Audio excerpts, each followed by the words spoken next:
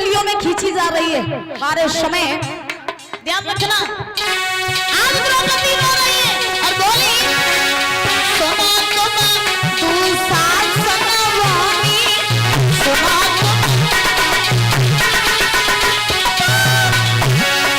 करामती अपनी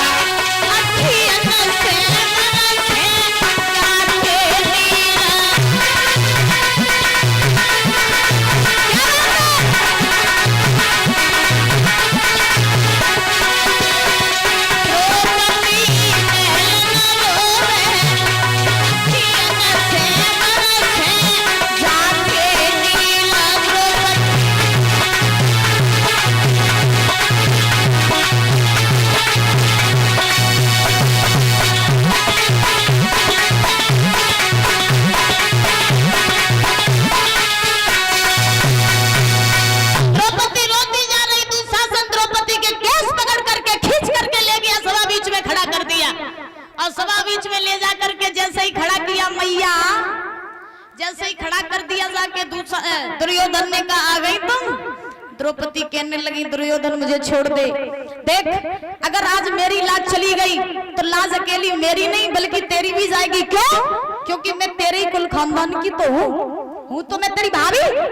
अब महाराज दुर्योधन कहने लगा आज तुम्हें अपनी लाज की याद आ रही है और उस दिन की याद करो जब तुमने हमसे अपने महलों में कहा था कि अंधे बाप की अंधी औलाद पैदा हो गई।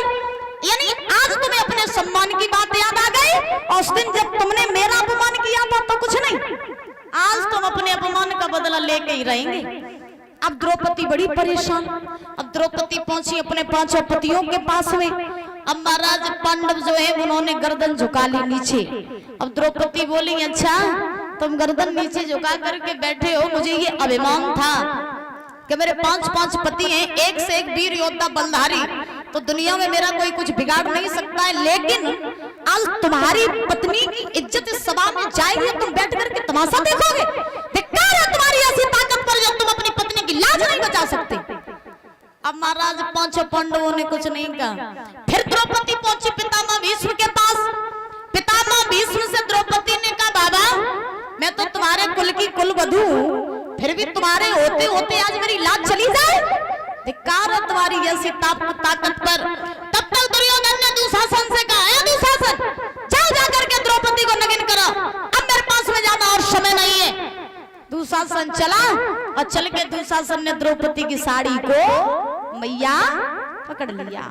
और परीक्षित जी जैसे ही दुशासन ने द्रौपदी की साड़ी को पकड़ा तो द्रौपदी ने आज एक बात कही। क्या बोलिए द्रौपदी? क्या नीचे किए बैठे सर कुछ पड़े ना असर, सर कटकाई सर स्वामी होगी ना बसर, क्या मान लेगा और स्वामी और साड़ी का पल्लू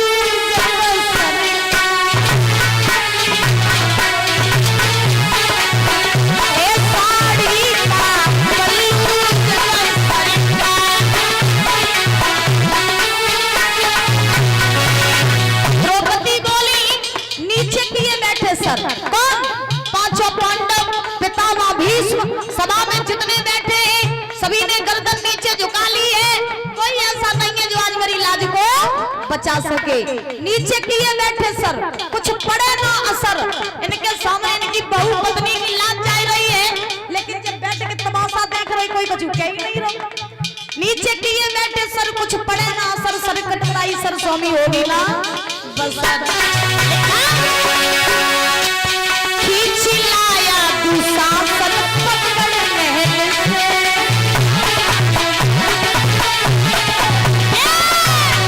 खींच लाया दुशासन पकड़ महल से,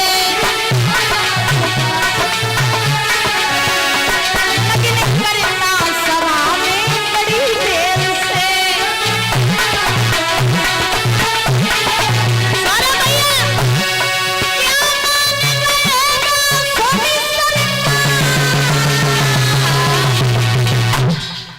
साड़ी का पल्लू जब सरेगा, वो साड़ी का पल्लू जब सरेगा, वो साड़ी का पल्लू जब सरेगा, साड़ी का पल्लू जब सरेगा, द्रौपदी बोली कोई ऐसा सभा में नहीं है जो आज मेरी लाज बचा सके। अब दुशासन साड़ी को खींच रहा है, द्रौपदी साड़ी को कस के पकड़े कहीं छूट ना जाए। अब दुशासन ने झटका दिया, साड़ी छूट गई। अब महाराज दुशासन साड़ी को खींचता जा रहा, खींचता जा रहा। जब महाराज साड़ी का रह गया एक छोर, सिर्फ एक छोर, सोई द्रौपदी समझ गई कि जो सभा में मेरी लाज बचाए वालो कोई नहीं। अब देखो भगवान श्री कृष्ण